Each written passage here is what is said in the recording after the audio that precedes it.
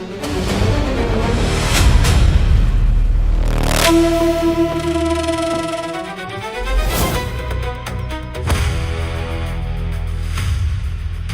Hero হয়েছিস না? আজ তোর হিরোগিরি ছাড়ছি। ভাগ্যের খেলা মানুষের জীবনকে যে কোথা থেকে কোথায় এগিয়ে নিয়ে যায় তা হয়তো আমরা এই নাটকটি না দেখলে বুঝতেই পারতাম না। হ্যালো বন্ধুরা, ভাগ্যের খেলার দ্বিতীয় নাটকের পর্বে কি হতে চলেছে, কারা কারা অভিনয় করছে এবং মূল টুইস্টে কি, তার সম্পূর্ণ এক নতুন এপিসোড নিয়ে আজকের এপিসোডে তোমাদের সামনে আমি উপস্থাপন করব। বন্ধুরা, তোমরা যারা আমাদের চ্যানেলটি এখনও সাবস্ক্রাইব করোনি, সাবস্ক্রাইব করে পাশেই থাকো। মানুষের পরিচয় তার টাকা নয়, তার মানবতায়। আর যে মানুষের বিপদের সময় পাশে দাঁড়ায়, সৃষ্টিকর্তা তার জন্য এমন এক দরজা খুলে দেন যা কল্পনাকেও হার মানায়। বন্ধুরা, আজ আমি আপনাদের সামনে এমন একটি নাটকের রিভিউ নিয়ে এসেছি। এটি শুধুমাত্র একটি প্রেমের গল্প নয়, এটি একটা মানবতা, ত্যাগ, ষড়যন্ত্র, বিশ্বাসঘাতকতা এবং ভাগ্যের এক অসাধারণ কাহিনী। গল্পের শুরুতে আমরা দেখতে পাই একজন হতাশ যুবক শাহিন, জীবনের সঙ্গে প্রতিনিয়ত যুদ্ধ করে চলা একজন সাধারণ ছেলে। বাবা নেই, সংসারের পুরো দায়িত্ব তার কাঁধে। বৃদ্ধ মা, ছোট বোন আর অভাবের সংসার নিয়ে প্রতিদিন তাকে লড়তে হয়। সেদিন শাহিন একটা চাকরির ইন্টারভিউ দিতে যায়। তার চোখের সামনে হাজারো স্বপ্ন।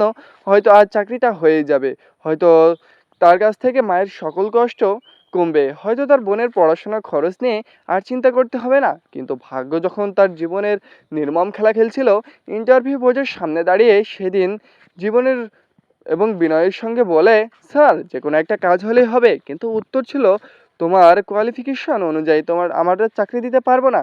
এ একটা বাক্য যেন তার সমস্ত সম্পর্ক, সমস্ত স্বপ্ন ভেঙে চুরমার করে দেয়। শাহিন চুপচাপ বেরিয়ে আসে এখান থেকে। নাটকের সব থেকে গুরুত্বপূর্ণ বার্তা লুকিয়ে আসে। জীবনের অনেক সময় এমন হয়, যখন সব দরজা বন্ধ হয়ে যায়, মানুষ তখন মনে করে জীবন শেষ, কিন্তু প্রকৃতপক্ষে সৃষ্টিকর্তা তখন একটি দরজা খুলে দেয় যা আমরা দেখতেই পাই না। শাহিন জানতো না যে কয়েক মিনিট পর তার জীবন সম্পূর্ণ বদলে যেতে শুরু করেছে। রাস্তা দিয়ে হেঁটে চলা মানুষের ভিড়ে দেখতে পায় সে। ভিড়ের মধ্যে গিয়ে সে এমন একটা রক্তাক্ত অবস্থা, রাস্তার পাশে পাশে পড়ে যায়। সবার মুখে একই কথা, মনে হয় সে বাঁচবে না, পুলিশ কেস করবে, ঝামেলা হবে না। এটাই বাস্তব সমাজের চিত্র। সবাই দাঁড়িয়ে থাকে কিন্তু সাহায্য করতে চায় না। কিন্তু শাহিন ছিল অন্যরকম। সে মানুষের ভিড়ে অংশ নেওয়া সে থামেনি। সে সাহায্যের হাত বাড়িয়ে দিয়েছিল, একটা অটোরিকশা থামানোর চেষ্টা করছিল, কিন্তু ড্রাইভারের হাত রাজি ছিল না। শেষ পর্যন্ত নিজের পকেটের শেষ টাকাগুলো সে বের করে দেয়। ভাই, 10 টাকা ভাড়া, 200 টাকা ভাড়া দেবো, শুধু মেয়েদের হাসপাতালে নিয়ে চলুন। এই দৃশ্যটা নাটকের নতুন এক উন্মোচন ঘটিয়ে শুরু করে। কারণ যখন শাহিনের বাড়ির নিজের খাবার কেনার টাকা ছিল না, তবুও সে নিজের কথা ভাবেনি। সে ভাবছিল একজন অচেনা মানুষের জীবন বাঁচানোর কথা। সরকারি হাসপাতালে পৌঁছানোর পর নতুন এক সমস্যা শুরু হয়। ডাক্তার বলে গার্ডিয়ান লাগবে। শাহিন অবাক হয়ে বলে, সে তো মেয়েটিকে চিনেই না, সে কিভাবে গার্ডিয়ান হবে? কিন্তু সে যদি না সই করে তাহলে তার চিকিৎসা শুরু হবে না। এই এক মুহূর্তে দেরি না করে সে নিজের নামে সই করে দেয়। তারপর আসে টাকা জমা হওয়ার সেই বিষয়। হাসপাতাল থেকে তখন 500 টাকা চাওয়া হয়, কিন্তু শাহিনের কাছে ছিল মাত্র 100 টাকা। সে কাঁপা কাঁপা গলায় বলে, ম্যাডাম এই 100 টাকা নিন, বাকিটা পরে এনে দেবো। এই একটা দৃশ্যে বোঝা যায় শাহিন কেমন মানুষ।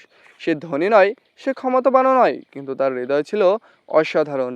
অন্যদিকে হাসপাতালের অবচেতন অবস্থায় শুয়ে আছে যে মেয়েটি, তার নাম শ্রাবণী, একটি বিশেষ শিল্পগোষ্ঠীর মালিক।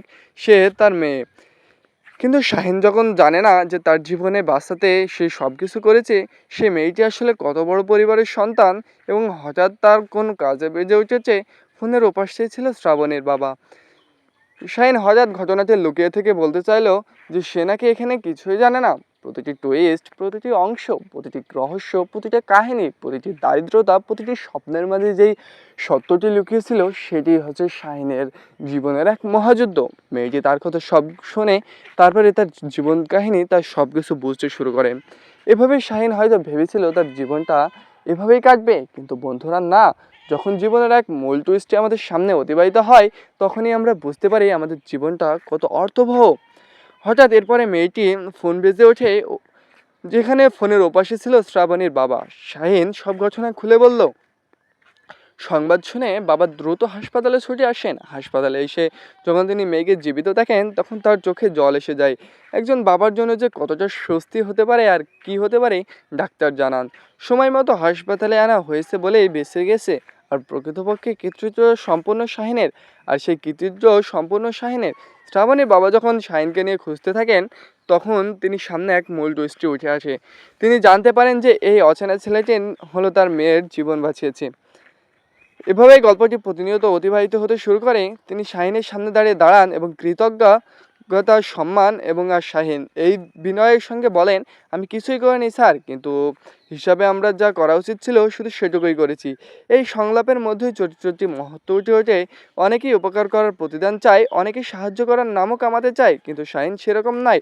সে শুধু একজন ভালো মানুষ। একদিকে হাসপাতালের বেডে শুয়ে থাকা শ্রাবণী প্রথমবারের মতো শাহিনের দেখতে এসেছে এবং সে জানতে পারে ছেলেটি তার জীবন বাঁচিয়েছে। যখন ভালোবাসা এবং নির্মমতা, দারিদ্রতা সব কিছু জীবনে একসাথে আসে, তখনই সফলতার এক সূচনা ঘটে। তা হয়তো আমরা কখনোই ভাবতেই পারি না। সেই মুহূর্তে তার মনে পড়ছিল এক অদ্ভুত সত্য জন্ম নেয়, কৃতজ্ঞতা, সম্মান আর অজানা টান। কিন্তু সেখানে কেউ জানতো না যে এই সাধারণ ছেলেটি একদিন তার জীবনের সব থেকে গুরুত্বপূর্ণ মানুষ হয়ে উঠে দাঁড়াবে। অন্যদিকে পরের অন্ধকারের দিক থেকে সামনে আসতে শুরু করে, কারণ শ্রাবণীর দুর্ঘটনা মোটেও সাধারণ দুর্ঘটনা ছিল না। কারো চোখ ছিল বিপুল সম্পত্তির দিকে, আবার কারো জন্মানো ছিল লোভে, কারো পরিকল্পনা ছিল পৃথিবীর এই সরিয়ে দেওয়ার খেলায়, আবার কেউ মানুষটি ছিল ইয়াসিন, শ্রাবণীর দিকে চাচাতো ভাই। বাইরে থেকে সবাই অপমানজনক এবং ভেতর থেকে সে জানতো যে শ্রাবণীর মারা গেলে সে কোটি কোটি টাকার সম্পদ তার হতে শুরু করবে। তাই সে এমন একটি খেলা শুরু করেছে যার পরিণতি ভয়ঙ্কর হতে শুরু করেছে।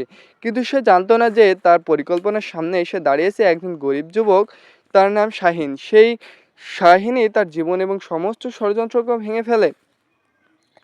রক্তের সম্পর্ক সবসময় আপন হয় না, তার অপরিচিত মানুষ সবসময় পর হয় না। কখনো কখনো এমন একজন অচেনা মানুষ সামনে তার জীবনকে আশ্রয় দেয়। বন্ধুরা, গত পর্বে আমরা দেখেছিলাম কিভাবে একজন যুবক শাহিন তার জীবনের সকল কষ্ট ভুলে একজন অচেনা মেয়ে শ্রাবণের জীবন বাঁচিয়ে এলো।